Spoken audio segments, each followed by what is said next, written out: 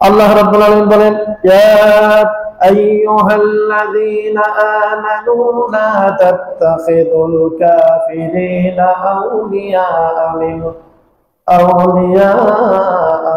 দুনিল মুমিনিন। আল্লাহু আকবার। আল্লাহ রাব্বুল আলামিন বলেন, হে ঈমানদারগণ, তোমরা কাফেরদেরকে বন্ধু হিসাবে গ্রহণ করিও না ঈমানদারদেরকে বাদ দিয়া। আজকে দুঃখের বিষয় ভাইরা, আল্লাহ পাক বলেন ঈমানদাররা তোমরা কাফেরদেরকে বন্ধু হিসাবে গ্রহণ করো না। আজকে আমাদের দেশের এক শ্রেণীর মুসলমান যারা কাফেরদেরকে বন্ধু হিসাবে গ্রহণ করে আর ঈমানদারদেরকে শত্রু হিসাবে গ্রহণ করে, ঠিক কি না? কাফেরদেরকে বন্ধু বানাইছে আর ঈমানদারদেরকে শত্রু বানাইছে। এই রকমের ঈমানদার আমাদের দেশে আছে না নাই? আছে। আজকে পাকিস্তানে হামলা করলে এক শ্রেণীর মুসলমান তারা উল্লাস করে, পাকিস্তানকে তারা শত্রু মনে করে আর ভারতকে তারা বন্ধু মনে করে কি করে না? আচ্ছা বলেন, ভারত কি কোনো ক্রমে আমাদের বন্ধু? সে যদি আমাদের বন্ধু হইতো তাহলে আমাদেরকে তো ভালো চোখে দেখতো। ভালো চোখে তো দেখে না। কিভাবে আমাদেরকে শোষণ করতে হয়, কিভাবে আমাদের উপরে তাদের খড়গহস্ত চালাতে হয়, তারা সেই ব্যাপারে সিদ্ধ হস্ত। কথা বলেন ঠিক কিনা? সুতরাং ভাইরা, হয়তো পাকিস্তানিরা আমাদেরকে ৭১ সালে আমাদের প্রতি জুলুম করেছে, কিন্তু যারা জুলুম করছে তারা কি এখন আছে? তারা নাই। কিন্তু যারা আমাদের প্রতি জুলুম করে নাই, অন্যায় করে নাই, অবিচার করে নাই, আজকে ঢালাওভাবে আমরা পাকিস্তানিদেরকে শত্রু হিসাবে গ্রহণ করেছি। কথা বলেন ঠিক কিনা? এখন বলেন, বন্ধু হিসাবে গ্রহণ করতে হবে তাদেরকে? ইমানদারদেরকে। পাকিস্তান যেহেতু ইমানদার, তাদেরকে বন্ধু হিসাবে গ্রহণ করতে হবে। আর যারা কাফের, ভারত, এদেরকে বন্ধু হিসাবে গ্রহণ করা যাবে না। আল্লাহ পাক বলছেন, আল্লাহ রাব্বুল আলামিন বলেন, পয়গম্বরকে ডাক দেয়া বলেন, পয়গম্বর, কাফেরদের আপনি কখনোই অনুসরণ করবেন না। ইমানদারদের দ্বিতীয় নাম্বার করণীয় হচ্ছে কাফেরদের আনুগত্য করা যাবে না, অনুসরণ করা যাবে না। আল্লাহ রাব্বুল আলামিন বলেন, ইয়া আইয়ুহান নাবিয়্যু ইত্তাকিল্লাহা ওয়া লা তুতি'ল কাফিরিনা ওয়াল মুনাফিকিন। আল্লাহু আকবার। আল্লাহ রাব্বুল আলামিন পয়গম্বরকে ডাক দেয়া বলেন, পয়গম্বর, আমি আল্লাহ রাব্বুল আলামিনকে আপনি ভয় করুন, খবরদার কাফেরদের অনুসরণ করেন না। আর যারা মুনাফিক আছে, মুনাফিকদেরও আপনি অনুসরণ করেন না। সুবহানাল্লাহ। ভাইরা আমার, আল্লাহ পাক নবী করিম সাল্লাল্লাহু আলাইহি সাল্লামকে বললেন, হে নবী, আপনি যে কাফেরদের অনুসরণ করবেন, আনুগত্য করবেন, মুনাফিকদের যে অনুসরণ আনুগত্য করবেন, তার আগে আমি আল্লাহকে ভয় করেন। আমি আল্লাহকে যদি ভয় করেন তাহলে খবরদার তাদের অনুসরণ করবেন না। আর আমার ভয় যদি আপনার দিলের ভেতরে না থাকে তাহলে অনুসরণ করেন, কোনো সমস্যা নাই। সম্মানিত ভাইরা, আল্লাহ পাক নবী করিম সাল্লাল্লাহু আলাইহি সাল্লামকে বলতেছেন যে আমাকে ভয় করো কাফেরদের আনুগত্যের ব্যাপারে, মুনাফিকদের আনুগত্যের ব্যাপারে। আর আজকে আমরা মুসলমানরা কাফেরদের আনুগত্য করি। কথা বলেন ঠিক কিনা? কাফেরদের আনুগত্য করতেছি আমরা। আমাদের জীবনের প্রত্যেকটা সেক্টরে কাফেরদের অনুসরণ, মুনাফিকদের অনুসরণ। আল্লাহ পাক বলছেন, ওয়ালা তুতাইমাল আগফালনা কলবাহু আন যিকরিনা।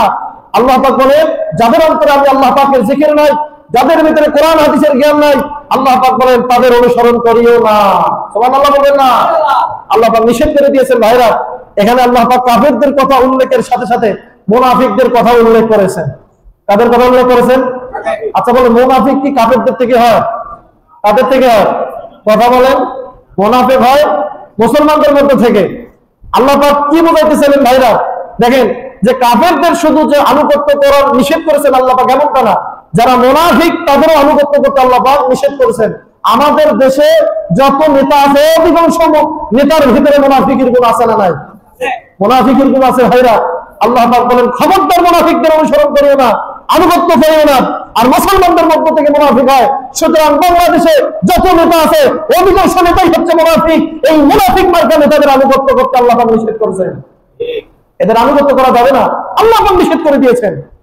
সুতরাং ভাইরা, আনুগত্য করতে হলে তাদের আনুগত্য করতে হবে উলিল আমরি মিনকুম, যারা আল্লাহ এবং রাসূলের আনুগত্য করে।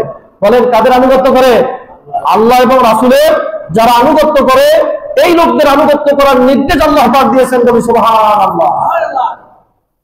তাহলে দ্বিতীয় করণীয় হচ্ছে কাফেরদের অনুসরণ করা যাবে না, আনুগত্য করা যাবে না। এরপর আল্লাহ রাব্বুল আলামিন বলছেন যে কাফেরদেরকে সাহায্য সহযোগিতাও করা যাবে না। আল্লাহ রাব্বুল আলামিন বলেন সূরা কাসাসের 86 নম্বর আয়াতে, আল্লাহ পাক পয়গম্বরকে ডাক দিয়ে বলেন, ও পয়গম্বর, ولا تكونن ظاهرا للكافرين আল্লাহু আকবার আল্লাহ রাব্বুল আলামিন পয়গম্বরকে ডাক দেয়া বলেন পয়গম্বর আপনি কাফেরদেরকে কখনোই আপনি তাদেরকে সাহায্য করবেন না সহযোগিতা করবেন না মুসলমান ভাইরা আমার এখানে একটা বিষয় খেয়াল করেন আল্লাহ রাব্বুল আলামিন কোন সাহায্যের কথা বলছেন আল্লাহ রাব্বুল আলামিন একজন কাফের আপনার বাড়িতে এসেছে সাহায্যের জন্য তারে আপনি সাহায্য করবেন না এমনটাই কিন্তু না আল্লাহ পাক এই সাহায্য করতে নিষেধ করেন নাই আল্লাহ রাব্বুল আলামিন এখানে বুঝাইতে চেয়েছেন যে মুসলমানদের স্বার্থের বিরুদ্ধে গিয়ে কোনো কাফেরের সাহায্য করা যাবে না মুসলমানদের ক্ষতি হয় মুসলিম সমাজের ক্ষতি হয় এই মুসলিম সমাজের ক্ষতি করার উদ্দেশ্যে কাফেরের আনুগত্য করা কাফেরকে সাহায্য করা আল্লাহ পাক নিষেধ করে দিয়েছেন চিৎকার দিয়ে বলি সুবহানাল্লাহ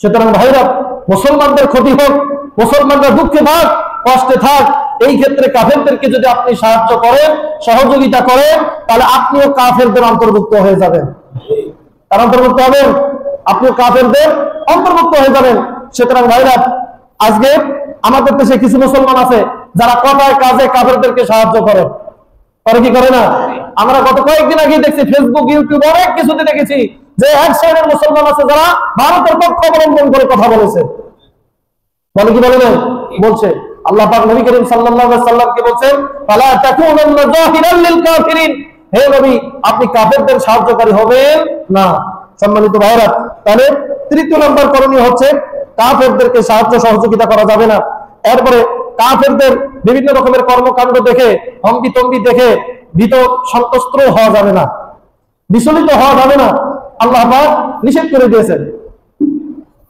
আল্লাহ রাব্বুল আলামিন বলেন ওয়ালা ইয়াহজুনকাল্লাযীনা ইউসারিউনা ফিল কুফরি ইন্নাহুম লা ইয়ানযুরুল্লাহা শাইয়্যা আল্লাহু আকবার আল্লাহ রাব্বুল আলামিন বলেন হে পয়গম্বর কাফেররা তাদের হম্বিতম্বি দেখা আপনি চিন্তিত হবেন না দ্রুত গতিতে তারা কুফরের দিকে ধাবিত হচ্ছে বিভিন্ন রকমের অপকর্মের দিকে ধাবিত হয় সুতরাং তাদের অপকর্ম দেখে আপনি বিচলিত হবেন না আল্লাহ পাক নবী করিম সাল্লাল্লাহু আলাইহি সাল্লামকে নিষেধ করলেন যে কাফেরদের বিভিন্ন রকমের কর্মকাণ্ড দেখে আপনি চিন্তিত হবেন না বিচলিত হবেন না তারা যত ধরনের কর্মকাণ্ড করুক না কেন আলাইয়াদুল্লাহ শাইয়্যা তারা কখনোই আল্লাহ পাকে চুল পরিমাণও ক্ষতি করতে পারবে না বলে সুবহানাল্লাহ সম্মানিত ভাইরা কাফেররা যতই ক্ষতি করার চেষ্টা করুক আল্লাহরও ক্ষতি করতে পারবে না ঈমানদারদেরও ক্ষতি করতে পারবে না সুতরাং ভাইরা এজন্য কাফেরদের বিভিন্ন রকমের তাদের অস্ত্র শস্ত্র দেখে বিচলিত হওয়া যাবে না এটা মনে করা যাবে না এই বুঝে আমরা পরাজিত হইলাম আল্লাহ পাক বলেন না বিচলিত হওয়ার কোনো কারণ নাই যদি ইস্তেকামাতের সাথে কায়েম আর দায়েম থাকতে পারো আমি আল্লাহ রাব্বুল আলামিন তোমাদেরকেই বিজয় দান করব বলে সুবহানাল্লাহ সম্মানিত ভাইরা এরপরে দেখেন আল্লাহ রাব্বুল আলামিন কি বলছেন এরপর আল্লাহ পাক বলেন যে তাদের বিলাসিতা দেখে ধোঁকায় পড়া যাবে না যারা কাফেরদের বিলাসিতা দেখে ধোঁকায় পড়া যাবে না আজকে আমরা অনেকে মনে করি যে ভারতের অনেক অস্ত্র শস্ত্র আছে বাংলাদেশ কি পাবে বলে না এরকম হম্বিতম্বি দেখে অনেকে ভয় পাওয়া যায় ইমানদাররা কি কোনো কাফেরকে ভয় পাইতে পারে না আল্লাহ তো নিষেধ করে দিয়েছেন যে তাদের অনেক কিছু থাকতে পারে তাদের অনেক অস্ত্র শস্ত্র থাকতে পারে কিন্তু তোমাদের কাছে সবচেয়ে বড় জিনিসটা আছে সেটার নাম হলো ঈমান সেটার নাম কি ঈমান ঈমান নামক সবচেয়ে বড় দৌলত তোমাদের কাছে আছে সুতরাং ওয়ালা তাহিনু ওয়ালা তাহজানু ওয়া আনতুম আ'লাউনা ইন কুনতুম মুমিনিন আল্লাহ পাক বলেন তোমরা যদি খালি মুমিন হতে পারো আমি আল্লাহ পাক কাফিরদের বিরুদ্ধে তোমাদেরকে বিজয় দান করব সুবহানাল্লাহ আল্লাহ পাক বিজয় দান করবেন ভাইরা এজন্য টেনশনের কোনো কারণ নাই ভয়ের কোনো কারণ নাই আল্লাহ পাক নিষেধ করে দিয়েছেন আল্লাহ রাব্বুল আলামিন বলেন ওয়ালা ইয়াগুররান্নাকা তাকাল্লুবাল্লাযীনা কাফারু ফিল বিলাদ হে নবী পৃথিবীতে কাফেরদের আপনি হম্বিতম্বি দেখা আপনাকে এটা যেন প্রতারণায় ফেলতে না পারে যে কাফেরদের তো অনেক কিছু আছে তাদের বিরুদ্ধে আমরা পেরে উঠতে পারবো না আল্লাহ পাক নিষেধ করে দিয়েছেন নবী করিম সাল্লাল্লাহু আলাইহি সাল্লামকে সুবহানাল্লাহ বলবেন না তাহলে সম্মানিত ভাইরা আমরা ভয় পাই কি পাই না ভয় পাই যে ভারতের অনেক কিছু আছে আমেরিকার অনেক কিছু আছে শুধু একটা বাংলাদেশে মারবে সব শেষ বলে কি বলি না আল্লাহ পাক সব কিছু বলে দিয়েছেন সব ওপেন সিক্রেট করে দিয়েছেন ভাইরা কোনো কিছু আল্লাহ পাক গোপন করে রাখেন নাই সব বলে দিয়েছেন যাতে ঈমানদাররা তাদের ঈমানের দাবিতে মজবুত থাকতে পারে ইস্তেকামত থাকতে পারে এজন্য আল্লাহ পাক কোরআনে কারীমে প্রত্যেকটা বিষয় খুলে খুলে বর্ণনা করে দিয়েছেন বলে সুবহানাল্লাহ আল্লাহ পাক এরপরে বলেন যে তারা মনে করে যে কাফেররা মনে করে যে তাদের অনেক টাকা পয়সা অর্থ করি আছে, এরপর অস্ত্র শস্ত্র আছে, এগুলো তাদের জন্য কল্যাণকর। মনে করে কি করে না? যারা কাফের তারা মনে করে যে তাদের অনেক আধুনিক অস্ত্র শস্ত্র আছে, তারা এইগুলোকে কল্যাণকর মনে করে যে তাদের সাথে কেউ পাবে না। আল্লাহ পাক বলেন যে না, এটা তারা যেন মনে না করে এটা তাদের জন্য কল্যাণকর। আল্লাহ রাব্বুল আলামিন দেখেন কি বলছেন। আল্লাহ রাব্বুল আলামিন বলেন ওয়ালা ইয়াহসাবান্নাল্লাযীনা কাফারু আন্নামা নুমলি লাহুম খায়রুল লিআনফুসিহিম। আল্লাহ পাক বলেন আমি কাফেরদেরকে যে সরঞ্জামগুলো দিয়েছি, যে অবকাশ দিয়েছি, তারা যেন মনে না করে যে এই অবকাশ, এই অস্ত্র শস্ত্র তাদের জন্য কল্যাণকর হবে। আল্লাহ পাক বলেন ইন্নামা নুমলি লাহুম লিয়াজদাদু ইসমান। আমি আল্লাহ পাক তাদেরকে কিছু সময়ের জন্য অবকাশ দেই, তাদেরকে বিভিন্ন রকমের সুযোগ সুবিধা দেই যাতে তারা পাপের চূড়ান্ত পর্যায়ে যায়। এরপর আমি আল্লাহ পাক তাদেরকে পাকড়াও করে চিৎকার করে সুবহানাল্লাহ। আল্লাহ পাক তাদেরকে এই সুযোগ সুবিধাগুলো দিবেন ভাইরা, আল্লাহ পাকের কথা, এটা আমাদের বিচলিত হওয়ার কোনো কারণ নেই। আল্লাহ পাক তাদেরকে এই সুযোগ সুবিধাগুলো দিয়েছেন কারণ একটাই, তারা যেন ইমানদারদের উপরে জুলুম করে, নির্যাতন করে, অবিচার করে, করতে করতে এক পর্যায়ে যখন জুলুমের চূড়ান্ত পর্যায়ে যাবে, আল্লাহ পাক বলেন তখন আমি আল্লাহ পাক তাদেরকে পাকড়াও করব। চিৎকার করে বলুন সুবহানাল্লাহ। আল্লাহ পাক কি ফেরাউনকে পাকড়াও করেন নাই? কখন করছেন? যখন আর কোনো উপায় ছিল না ইমানদারদের, যে ইমানদারদেরকে হত্যা করবে, মুসা আলাইহিস সালামকে হত্যা করবে, তখনই আল্লাহ পাক ফেরাউনকে পাকড়াও করছেন। ফেরাউন কখনো চিন্তাই করে নাই যে সে ধ্বংস হয়ে যাবে, আল্লাহ পাক তাকে ধ্বংস করবেন, ফেরাউন কখনো চিন্তাও করে নাই। আল্লাহ পাক নমরুদকে কখন ধ্বংস করেছেন? কখন করছেন? যখন চূড়ান্ত পর্যায়ে, জুলুমের চূড়ান্ত পর্যায়ে গেছে, আল্লাহ রাব্বুল আলামিন তখন নমরুদকে ধ্বংস করেছেন। সম্মানিত ভাইরা, এখন বাস্তব নমুনা শুরু হয়ে গেছে। ফিলিস্তিনের দিকে তাকায় দেখেন, ফিলিস্তিনের উপরে যে চূড়ান্ত পর্যায়ে নির্যাতন করেছে ইসরায়েল, আল্লাহ পাক ইসরায়েলকে ধ্বংসের দ্বার প্রান্তে নিয়ে যাচ্ছেন। নিয়ে যাবেন, আল্লাহ পাকের কথা। আল্লাহ পাক তাদেরকে ধ্বংস করবেন। আজকে আমেরিকা ঘোষণা দিচ্ছে যে ফিলিস্তিনকে স্বাধীন রাষ্ট্র হিসাবে, সুবহানাল্লাহ বলবেন না? ফিলিস্তিনকে স্বাধীন রাষ্ট্র হিসেবে ঘোষণা দিতে যাচ্ছে আমেরিকা। সুতরাং ভাইরা, আর বেশি দিন না, পৃথিবীর মানচিত্র থেকে ইনশাআল্লাহ এই ইসরায়েল নামক অবৈধ রাষ্ট্র আল্লাহ পাক চূড়ান্তভাবে মুছে দিবেন দুনিয়ার মানচিত্র থেকে। কথা বলেন ঠিক কিনা? মুছে দিবেন আল্লাহর কথা। কারণ তাদের জুলুম, তাদের অন্যায়, তাদের অবিচার চূড়ান্ত পর্যায়ে পৌঁছায় গেছে। আল্লাহ পাক তাদেরকে আর ছাড় দিবেন না। আল্লাহ পাক তাদেরকে অবশ্যই পাকড়াও করবেন ভাইরা। তো সম্মানিত ভাইরা, এরপর আল্লাহ রাব্বুল আলামিন দেখেন আমাদেরকে কি করণীয় দিয়েছেন, যে আমাদের করণীয় হচ্ছে যে কাফেরদের বিরুদ্ধে আমাদেরকে দোয়া করতে হবে। কি করতে হবে? দোয়া। আল্লাহ পাক দোয়া শিক্ষা দিয়েছেন যে কাফেররা যখন জুলুম নির্যাতন করবে, আল্লাহ অবিচার করবে, কার কাছে দোয়া করতে হবে? আল্লাহর কাছে না খাজা বাবার কাছে? দোয়া করবেন কার কাছে? আল্লাহর কাছে। এমনকি কাফেরদের বিরুদ্ধে বদদোয়া করাও সুন্নাত। বদদোয়া করা কি সুন্নাত? এজন্য কাফেরদের বিরুদ্ধে বদদোয়া করতে হবে, আল্লাহ পাক যেন তাদেরকে ধ্বংস করে দেন। আল্লাহুম্মা আমিন। আল্লাহ পাক বলেন রব্বানা আফরিগ আলাইনা সাবরা ওয়া সাব্বিত আকদামানা ওয়ানসুরনা আলাল কওমিল কাফিরিন। আল্লাহ পাক ইমানদারদেরকে লক্ষ্য করে বলেন যে ইমানদাররা আমি আল্লাহ রাব্বুল আলামিনের কাছে দোয়া করে, ইমানদাররা বলে হে আল্লাহ আপনি আমাদেরকে ধৈর্য ধারণ করার শক্তি দান করুন, ওয়া সাব্বিত আকদামানা জিহাদের ময়দানে আমাদের পথগুলোকে শক্ত করে দিন, এবং ওয়ানসুরনা আলাল কওমিল কাফিরিন কাফের সম্প্রদায়ের বিরুদ্ধে আপনি আমাদেরকে বিজয় দান করুন। বলি সুবহানাল্লাহ। আল্লাহ রাব্বুল আলামিন সবকিছু শিখিয়ে দিয়েছেন ভাইরা। কাফেরদের বিরুদ্ধে আমাদেরকে বদদোয়া করতে হবে, আল্লাহ পাকের কাছে প্রার্থনা করতে হবে, আল্লাহ পাক যেন ঈমানদারদেরকে বিজয় দান করেন। এরপর আল্লাহ রাব্বুল আলামিন বলছেন রব্বানা লা তাজআলনা ফিতনাতাল লিল্লাযিনা কাফারু ওয়াগফির লানা রব্বানা ইন্নাকা আনতাল আজিজুল হাকীম। আল্লাহ পাক বলেন বান্দা আমি আল্লাহ পাকের কাছে প্রার্থনা করে বলো যে হে আল্লাহ কাফেরদের জন্য আপনি আমাদেরকে পরীক্ষা করিয়েন না, আমাদেরকে ফিতনায় ফেলাইয়েন না। হে আল্লাহ রব্বানা গফির লানা, হে আমাদের রব আপনি আমাদেরকে মাফ করে দেন, আপনি আমাদের ক্ষমা করে দেন, আর আপনি হচ্ছেন মহা পরাক্রমশালী এবং প্রজ্ঞাময়। বলি সুবহানাল্লাহ। সম্মানিত ভাইরা, আল্লাহ রাব্বুল আলামিন বান্দাদেরকে দোয়া শিক্ষা দিয়েছেন যে বান্দা যখন কাফেররা তোমাদের প্রতি জুলুম করবে, অন্যায় করবে, অবিচার করবে, তখন আমি আল্লাহ পাকের কাছে প্রার্থনা করবে, আমার কাছে দোয়া করবে। এরপর আল্লাহ পাক বলছেন রব্বানা লা তাজআলনা ফিতনাতাল লিল কওমিজ জালিমিন ওয়া নাজ্জিনা বিরাহমাতিকা মিনাল কওমিল কাফিরিন। আল্লাহ পাক বলেন বান্দা আমার কাছে দোয়া করো, আমার কাছে প্রার্থনা করে বলো যে হে আল্লাহ আপনি আমাদেরকে কাফের জালেম সম্প্রদায়ের জন্য আপনি আমাদেরকে ফিতনায় ফেলিয়েন না, পরীক্ষায় ফেলিয়েন না, এবং কাফেরদের হাত থেকে আপনি আমাদেরকে রক্ষা করেন। বলি সুবহানাল্লাহ। সম্মানিত ভাইরা, তাহলে আমাদের আরেকটি দায়িত্ব হচ্ছে কাফেররা যদি আমাদের প্রতি জুলুম করে, অন্যায় করে, অবিচার করে, দোয়া করতে হবে কার কাছে?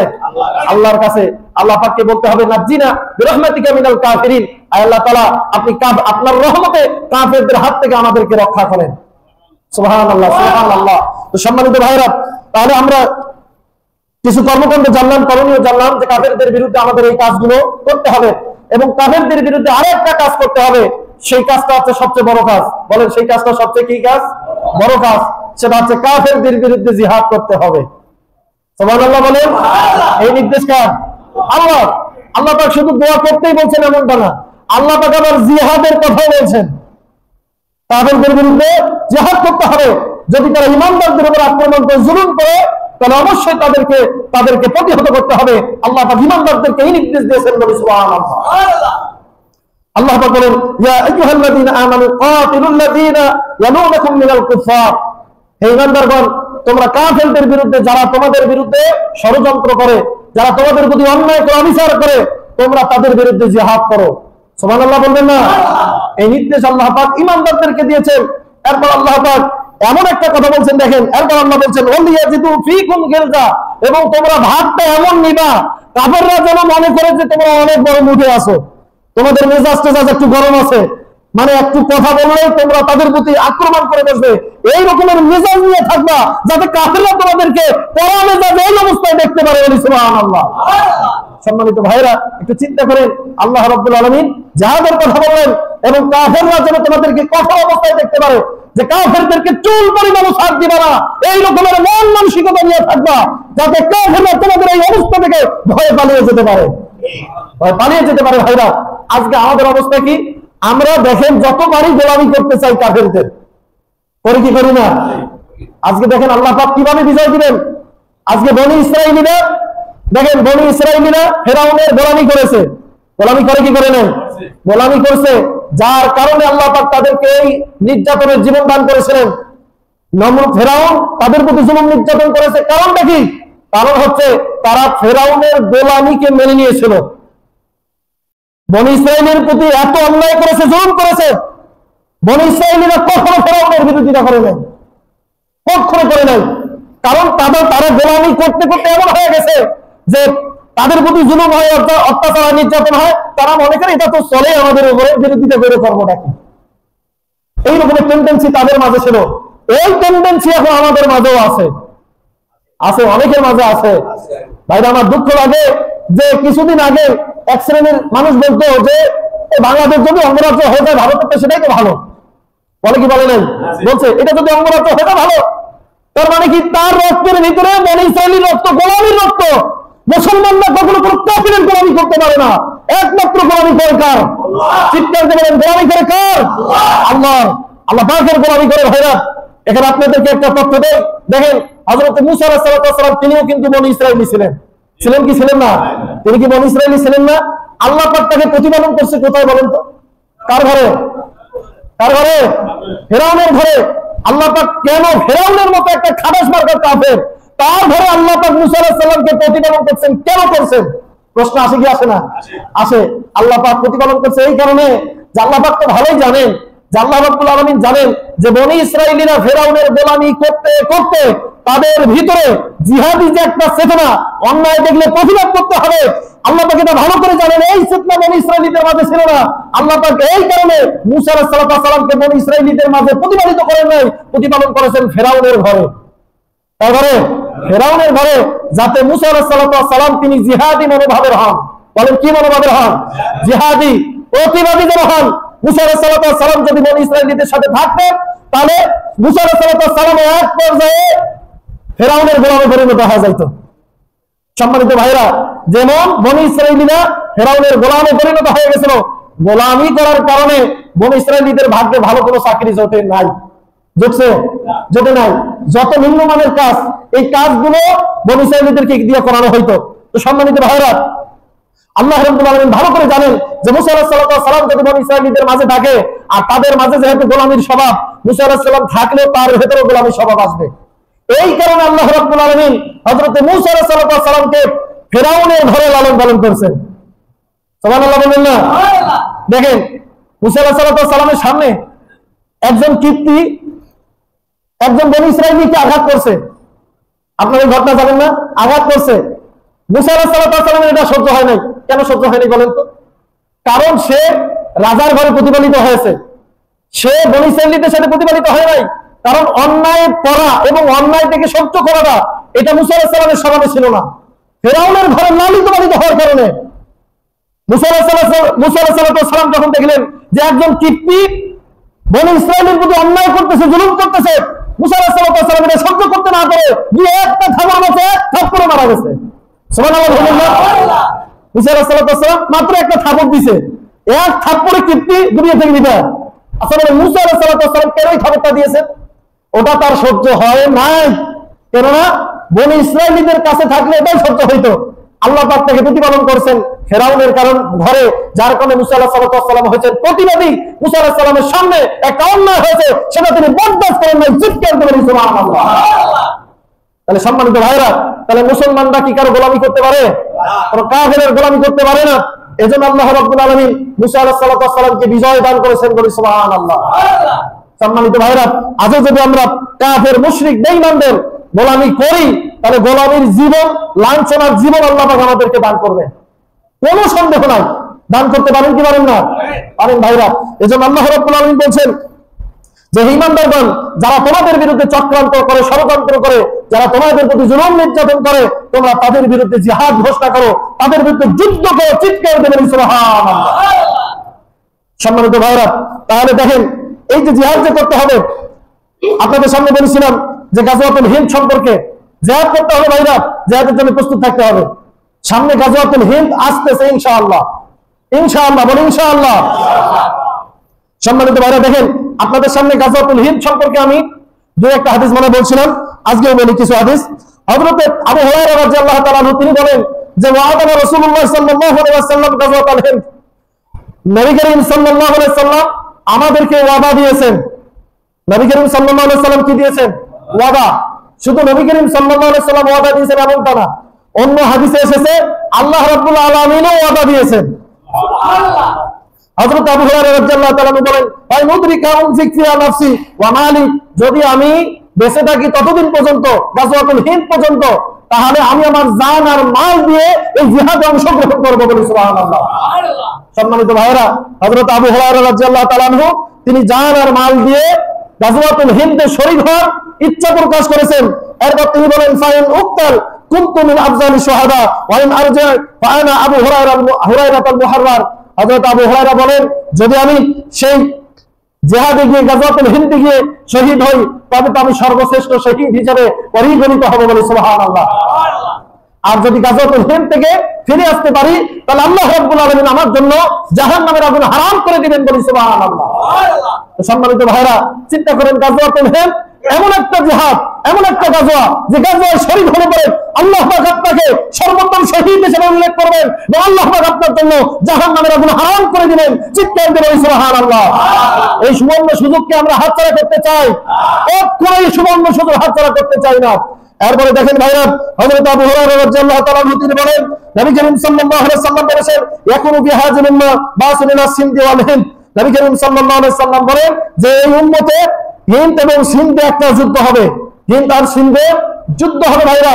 নবী করিম সাল্লাল্লাহু আলাইহি ওয়াসাল্লামের সাহাবী হযরত আবু হুরায়রা রাদিয়াল্লাহু তাআলা আনহু তিনি বলেন, ফাইন আনা আতরাকতু ফাস্তাশহাদু ফাযাকা ওয়া ইন আনা ফাযাকারা লিকালিমাতিন রাফাতু ওয়া আনা আবু হুরায়রাতুল মুহাররার قد আতাকানি মিনান নার, বলি সুবহানাল্লাহ। হযরত আবু হুরায়রা রাদিয়াল্লাহু তাআলা আনহু তিনি বলেন যে আমি যদি এই জিহাদটা পাই, তাহলে সেখানে আমি শহীদ হব, আর যদি শহীদ হয়ে যাই তাহলে শহীদ হয়ে গেলাম, আর যদি গাজী হয়ে ফিরে আসি আল্লাহ পাক আমার জন্য জাহান্নামের আগুন হারাম করে দিবেন, বলি সুবহানাল্লাহ। সম্মানিত ভাইরা, এখানে দেখেন সিন্ধ এবং হিন্দের কথা উল্লেখ করা হয়েছে। সিন্ধ বলতে, হিন্দ বলতে আমরা ভারতবর্ষকে বুঝলাম, সিন্ধ বলতে কোন জায়গাকে বোঝানো হয়? এখানে ঐতিহাসিকগণ বলছেন যে সিন্ধ বলতে পাকিস্তান, বর্তমান যে পাকিস্তান, পাকিস্তানকে সিন্ধ বলা হয়। কিন্তু পাকিস্তানে তো মুসলমান আছে, আছে না নাই? আছে। সম্মানিত ভাইরা, পাকিস্তানে মুসলমান আছে, আবার ভারতে কাফের আছে। এই দুই জায়গার বিরুদ্ধে জিহাদ হবে, মুসলমানরা জিহাদ পরিচালনা করবে। তাহলে পাকিস্তানের বিরুদ্ধে কেমনি জিহাদ পরিচালনা করবে? প্রশ্ন আছে না? কেমনি আছে? সম্মানিত ভাইরা, এই জন্য ওলামায়ে কেরাম মত দিয়েছেন যে পাকিস্তানে যে রাজাগুলো আছে, যে শাসকগুলো আছে, এগুলো অধিকাংশ হচ্ছে সেকুলার। এগুলো বলেন তো কি? সেকুলার। কোরআন দিয়ে রাষ্ট্র পরিচালনা হোক চায় না, চায়? চায় না। কোরআনের আছে বিধান, সেখানে কোরআনের বিচার ফয়সালা নাই। সম্মানিত ভাইরা, এজন্য ওলামায়ে কেরাম বলছেন ওই সমস্ত শাসকদের বিরুদ্ধে যুদ্ধ করে জিহাদ করে কালেমার আওয়াজকে বুলন্দ করা হবে, গজওয়াতুল হিন্দে চিৎকার করে সুবহানাল্লাহ। সম্মানিত ভাইরা, দেখেন নবী করিম সাল্লাল্লাহু আলাইহি সাল্লামের সময় কিন্তু এই সিন্ধে ইসলামের আবির্ভাব ঘটেছে। সুবহানাল্লাহ বলেন। আল্লাহর পয়গম্বরের সময়, নবী করিম সাল্লাল্লাহু আলাইহি সাল্লামের সময় 629 সালে এই সিন্ধে সর্বপ্রথম ইসলামের আগমন ঘটেছে। সুবহানাল্লাহ বলেন ভাইরা। দেখেন একজন ব্যক্তি ছিল হিন্দু, এই হিন্দু ব্যক্তি সে সর্বপ্রথম কালেমা পড়ে মুসলমান হয়। এরপরে সে সর্বপ্রথম একটি মসজিদ নির্মাণ করে, সে মসজিদের নাম হচ্ছে মালিক ইবনে দিনার রাহমাতুল্লাহ আলাইহি মসজিদ। বলি সুবহানাল্লাহ। সম্মানিত ভাইরা, তো নবী করিম সাল্লাল্লাহু আলাইহি সাল্লাম যখন তিনি জীবিত ছিলেন, তার জীবদ্দশায় এই ভারতবর্ষে ইসলামের আগমন ঘটেছে, এই সিন্ধে ইসলামের আগমন ঘটেছে ভাইরা। শুধু নবী করিম সাল্লাল্লাহু আলাইহি সাল্লামের সময়ে এই সিন্ধে ইসলাম ঘটেছে, আগমন ঘটেছে এমনটা না। হযরতে আবু বকর রাদিয়াল্লাহু তাআলা আনহুর সময়ে এসেছে, হযরতে বিশেষ করে হযরতে ওমর রাদিয়াল্লাহু তাআলা আনহুর সময়ে ইসলামের আগমন ঘটেছে। বলি সুবহানাল্লাহ। তো সম্মানিত ভাইরা, নবী করিম সাল্লাল্লাহু আলাইহি সাল্লামের সময়ে যে ব্যক্তিটা সর্বপ্রথম ভারতবর্ষে ইসলাম গ্রহণ করেছে তার নাম হচ্ছে চেরামন পেরুমল। ঐতিহাসিকগণ মনে করেন যে এই ব্যক্তি হচ্ছে ভারতবর্ষের বুকে সর্বপ্রথম মুসলমান। সর্বপ্রথম মুসলমান হচ্ছে এই চেরামন পেরুমল। তো সম্মানিত ভাইরা, দেখেন হযরত আবু বকর রাদিয়াল্লাহু তাআলা আনহুর শাসনামলের ব্যাপারে তেমন তথ্য পাওয়া যায় না, তবে হযরত ওমর রাদিয়াল্লাহু তাআলা আনহুর শাসনামলে কিছু তথ্য পাওয়া যায়। যেমন হযরত ওমর রাদিয়াল্লাহু তাআলা আনহু তিনি বাহরাইন ও ওমানের শাসনকর্তা প্রখ্যাত সাহাবী হযরত ওসমান ইবনে আবুল আস সাকাফি রাদিয়াল্লাহু তাআলা আনহুকে নিযুক্ত করেছিলেন। তিনি 643 সালে স্বীয় ভাই আল হাকামকে সিন্ধের বরুজ অঞ্চলে এবং তার অপর ভাই মুগিরাকে দেওয়াল অভিযানে প্রেরণ করেন। সুবহানাল্লাহ বলেন। হযরতে ওসমান ইবনে সাকাফি রাদিয়াল্লাহু তাআলা আনহু তিনি তার ভাই আল হাকামকে যে সিন্ধের যে বরুজ অঞ্চল রয়েছে, বরুজ অঞ্চল সেখানে প্রেরণ করেন এবং দেওয়াল অভিযানে প্রেরণ করেন এবং স্বয়ং তিনি মুম্বাইয়ের নিকটবর্তী জায়গায় তিনিও অভিযানকে পরিচালনা করেন। বলি সুবহানাল্লাহ। ঐতিহাসিকগণ কেউ কেউ বলছেন এই যে 3টা অভিযান যে পরিচালিত হয়েছে, 3টা অভিযানেই মুসলমানরা বিজয় লাভ করেছে। আবার কেউ কেউ বলছেন দেবলের যে মুগিরাকে অভিযানে প্রেরণ করা হয়েছে সেইখানে তিনি পরাজিত হয়েছেন এবং সেখানে তিনি নিহত হয়েছেন। তো সম্মানিত ভাইরা, দেখেন হযরত ওমর রাদিয়াল্লাহু তাআলা আনহুর শাসনামলে সিন্ধে ইসলামের আগমন ঘটেছে, ভারতবর্ষে ইসলামের আগমন ঘটেছে। এরপরে দেখেন হযরত ওমর রাদিয়াল্লাহু তাআলা আনহুর শাসনামলে অনেক সাহাবায়ে কেরামের আগমন ঘটেছিল ভারতবর্ষে, অনেক সাহাবায়ে কেরাম। এদের ভিতরে অন্যতম হচ্ছে হযরত আব্দুল্লাহ ইবনে আব্দুল ওত্তান রাদিয়াল্লাহু তাআলা আনহু, হযরত আসিয়াম ইবনে আমর আত-তামিমি রাদিয়াল্লাহু তাআলা আনহু, হযরত শুহার ইবনে আল আবদি রাদিয়াল্লাহু তাআলা আনহু, হযরত শুহাইল ইবনে আদি রাদিয়াল্লাহু তাআলা আনহু। এই যে সাহাবায়ে কেরামগণ হযরতে ওমর রাদিয়াল্লাহু তাআলা আনহুর শাসন আমলে ভারতবর্ষে আগমন করেছেন। বলি সুবহানাল্লাহ। সম্মানিত ভাইরা, শুধু তাই হযরতে ওসমান রাদিয়াল্লাহু তাআলা আনহুর শাসন আমলে হযরতে ওবাইদুল্লাহ ইবনে মুহাম্মদ তামিমি রাহমাতুল্লাহ আলাইহি তিনি সিন্ধ যে নদ রয়েছে এই নদের ভূগর্ভ জায়গা পর্যন্ত তিনি বিভিন্ন জায়গা তিনি অঞ্চল তিনি বিজয় করেছিলেন। সুবহানাল্লাহ বলেন। ওবাইদুল্লাহ ইবনে মুহাম্মদ তামিমি রাহমাতুল্লাহ আলাইহি। এরপরে সম্মানিত ভাইরা, হযরত ওসমান রাদিয়াল্লাহু তাআলা আনহুর শাসন আমলে হযরতে সাহাবী আব্দুর রহমান ইবনে সামুরা রাদিয়াল্লাহু তাআলা আনহু 31 হিজরি সালে সিজুস্তানের শাসক রূপে যখন দায়িত্ব গ্রহণ করেন তখন তিনি সিন্ধ অঞ্চলের বিভিন্ন জায়গা দখল করে নেন। বলি সুবহানাল্লাহ। বিভিন্ন জায়গা তিনি বিজয় করেন। তো সম্মানিত ভাইরা, হযরত ওসমান রাদিয়াল্লাহু তাআলা আনহুর শাসন আমলেও এই সিন্ধে ইসলামের আগমন ঘটেছে। এরপর হযরতে আলী রাদিয়াল্লাহু তাআলা আনহুর শাসন আমলে 39 হিজরির প্রথম দিকে তার অনুমতিক্রমে হারিস ইবনে মুররা আব্দি নামে একজন বীর একদল সৈন্য দল নিয়ে সিন্ধের উত্তর পশ্চিম অঞ্চল ওসমানী সাম্রাজ্যের অন্তর্ভুক্ত করেন। বলে সুবহানাল্লাহ। তো সম্মানিত ভাইরা, সিন্ধ এমন একটা জায়গা যে জায়গায় নবী করিম সাল্লাল্লাহু আলাইহি সাল্লাম যখন জীবিত ছিলেন সেই সময়ে ইসলামের আগমন ঘটছে ভাইরা। তো সম্মানিত ভাইরা, এই সিন্ধে এই ভারতবর্ষে মুসলমানগণ অনেক অভিযান পরিচালনা করেছে, অনেক অভিযান। এর ভিতরে অন্যতম একজন হচ্ছেন সুলতান মাহমুদ গজনবী রহমতুল্লাহ আলাইহি। তিনি ভারতবর্ষে 17 বার অভিযান পরিচালনা করেছেন। কতবার? 17 বার ভাইরা, 17 বার অভিযান পরিচালনা করেছেন। তিনি বিশেষ করে হিন্দুদের যে সোমনাথ মন্দির ছিল এই সোমনাথ মন্দিরে তিনি বিভিন্ন কারণে অভিযান পরিচালনা করেন। সম্মানিত ভাইরা, দেখেন মুসলমানগণ ভারতে যে অভিযান পরিচালনা করছে আন্দাজে হুদায় পরিচালনা করে নাই। এর পিছনে কারণ ছিল, এর পিছনে অনেকগুলো কারণ ছিল। হযরতে সুলতান মাহমুদ গজনবী রহমতুল্লাহ আলাইহি 17 বার তিনি ভারতবর্ষ আক্রমণ করেছিলেন। প্রত্যেকটা পিছনে যৌক্তিক কারণ ছিল। দেখেন, ভারতে যে সোমনাথ মন্দির ছিল হিন্দুদের, সেই সোমনাথ মন্দিরে তাদের একটা প্রচলন ছিল যে তাদের দেবতার উদ্দেশ্যে, দেবীর উদ্দেশ্যে কন্যাদেরকে বলিদান করা হতো, মানে নারীদেরকে বলিদান করা হতো। এইটা নাকি তাদের ধর্মের একটা সিস্টেম। চিন্তা করছেন, হায় রে ধর্মে মানে দেবতাকে খুশি করার জন্য কন্যা সন্তানকে জবাই করতে হয় ভাইরা। আপনারা জানেন যে হিন্দু ধর্মে আরেকটা প্রথা ছিল, সেটা হচ্ছে সতীতা প্রথা, ছিল না? স্বামী মারা গেলে স্ত্রীকে জীবন্ত অবস্থায় পুড়ে ফেলা হইতো। আস্তাগফিরুল্লাহ, আস্তাগফিরুল্লাহ। সম্মানিত ভাইরা, আজকে দেখেন সেই একটা ধর্ম, কি আর বলি। হযরত মাহমুদ গজনবী রহমতুল্লাহ আলাইহি এই সোমনাথ মন্দিরে আক্রমণ করেছেন। অন্যতম একটা কারণ হচ্ছে যে একবার হিন্দুরা একজন মুসলমান মেয়েকে তারা তাদের দেবীর উদ্দেশ্যে বলিদান দিবে, এই বলি দেওয়ার আগে ওই মেয়েটার সাথে তারা ধর্ষণ করে। নাউজুবিল্লাহ বলেন, কি করে? ধর্ষণ করে। এই ধর্ষণের সংবাদ, এই মেয়েটাকে বলিদান দেওয়ার সংবাদ সুলতান মাহমুদ গজনবী রহমতুল্লাহ আলাইহির কানে গিয়ে পৌঁছে যায়। তিনি আর স্থির থাকতে পারেন নাই, তিনি সোমনাথ মন্দির আক্রমণ করেছেন। সোমনাথ মন্দির আক্রমণ করে কাফেরদেরকে উচিত শিক্ষা দিয়েছেন। চিৎকার করে সুবহানাল্লাহ। সম্মানিত ভাইরা, চিন্তা করেন, একজন মুসলিম মহিলার সম্পর্ক নষ্ট হয়ে গেছে। হযরত সুলতান গজনবী রহমতুল্লাহ আলাইহি তিনি স্থির থাকতে পারেন নাই, সোমনাথ মন্দির আক্রমণ করে কাফেরদেরকে উচিত শিক্ষা দিয়েছেন। আজকে যদি গোটা পৃথিবীতে একজন সুলতান মাহমুদ গজনবীর মতো একজন যদি সুলতান থাকতো, তাহলে মুসলমানদের দিকে ভারত চোখ তুলে তাকানোর সাহস পাইতো না। কথা বলেন ঠিক কিনা? সম্মানিত ভাইরা, পাইতো না। সুলতান মাহমুদ গজনবী রহমতুল্লাহ আলাইহি কোন পর্যায়ের একজন সুলতান ছিলেন? তিনি শুধু একজন সুলতান ছিলেন তা না ভাইরা, একজন আল্লাহর ওলিও ছিলেন। তিনি আল্লাহর ওলি ছিলেন। তিনি এমন একজন সুলতান ছিলেন, আমরা তো আল্লাহর নাম নেই ওযু ছাড়া, নবী করিম সাল্লাল্লাহু আলাইহি সাল্লামের নাম নেই ওযু ছাড়া। আবার এখনো তো অনেক হুজুর বের হয়েছে ফতোয়া দেয় কোরআন শরীফ ওযু ছাড়াও পড়া যাবে। আছে কিছু হুজুর বের হয় নাই? সম্মানিত ভাইরা, সুলতান মাহমুদ গজনবী রহমতুল্লাহ আলাইহি এমন একজন শাসক ছিলেন, আল্লাহর পয়গম্বরের নাম কখনো তিনি ওযু ছাড়া দেন নাই। চিৎকার করে সুবহানাল্লাহ। আল্লাহর পয়গম্বরের নাম উচ্চারণ করেন নাই ওযু ছাড়া। একবার তিনি তার এক গোলামকে তার প্রয়োজন পড়ছিল কোনো এক কাজে, তো সেই গোলামের নাম হচ্ছে মোহাম্মদ। সেই গোলামের নাম কি? মোহাম্মদ। তার দরকার ছিল, খুবই দরকার ছিল সেই গোলামের, কিন্তু ওই অবস্থায় তার ওযু ছিল না, যার কারণে তিনি তার যে একজন গোলাম, তার একজন কর্মচারী, সেই কর্মচারীর নামটাও তিনি উচ্চারণ করেন নাই। সেই উঁচু পর্যায়ে একজন আল্লাহর ওলি ছিল, আশিকের রাসূল ছিল ভাইরা। তো হযরত সুলতান গজনবী রহমতুল্লাহ আলাইহি ভারতবর্ষে তিনি আক্রমণ করেছেন, সোমনাথ মন্দির আক্রমণ করেছেন। একজন মুসলিম রমণীর সতীত্ব নষ্ট হওয়ার কারণে, একজন মুসলিম রমণীকে হত্যা করার কারণে।